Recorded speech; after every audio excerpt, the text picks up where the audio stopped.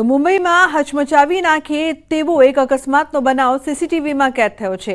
વસઈમાં car ચાલકે 6 વર્ષના બાળકને અડફેટે લીધો। દ્રશ્યોમાં સાફ જોઈ શકાય છે કે બાળક રમી રહ્યો હતો અને એક કાર ચાલક ગફલતભરી રીતે ચલાવીને રમતા બાળક પરથી જ કાર હંકારી મૂકે છે। ચાલતી કાર નીચે બાળક આવી જાય છે અને કાર પસાર પણ થઈ જાય છે। આ બનાવ બાદ કાર ચાલક ફરાર થઈ ગયો હતો। જો કે બનાવમાં 6 વર્ષનું બાળક ઘાયલ થયું હતું, જેને હોસ્પિટલ ખસેડાયું છે। હાલમાં સીસીટીવીના આધારે પોલીસે તપાસ શરૂ કરી।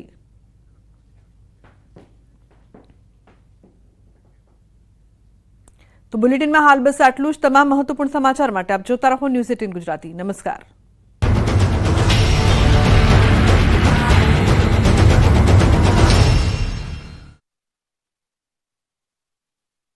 મુથુટ ફાઇનાન્સમાંથી ગોલ્ડ લોન લેતી વખતે કોઈ શંકા નથી, કેમ કે અહીંયા છે પૂરી પારદર્શકતા, 100% ભરોસો અને સુરક્ષા। એટલે જ તો મુથુટ ફાઇનાન્સ છે ભરોસો ઇન્ડિયાનો। તો ગોલ્ડ લોન લેવા માટે કોલ કરો 1-800-313-1212।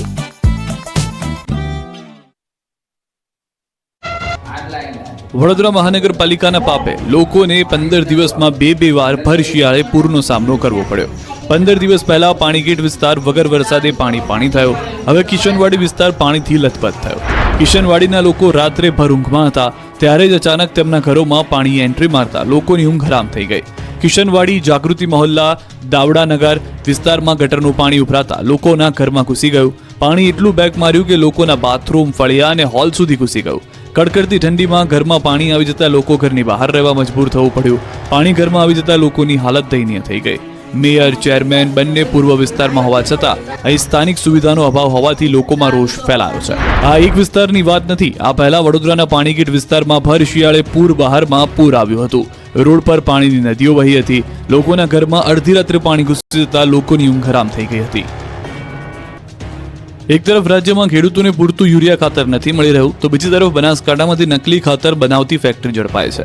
દિયોદર તાલુકાના ડુચકવાડા ગામમાંથી સબસિડાઇઝ્ડ યુરિયા ખાતરમાંથી લિક્વિડ યુરિયા અને નકલી ખાતર બનાવતી ફેક્ટરી ઝડપાતા ખળભળાટ મચ્યો છે।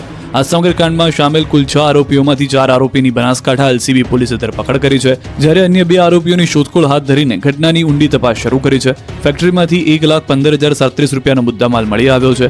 આરોપીઓ સરકાર માન્ય સબસિડી ધરાવતું યુરિયા ખાતર લાવીને યુટ્યુબ પરથી વિડીયો જોઈને તેને લિક્વિડ યુરિયામાં રૂપાંતરિત કરતા, ત્યારબાદ જાણીતી ખાતર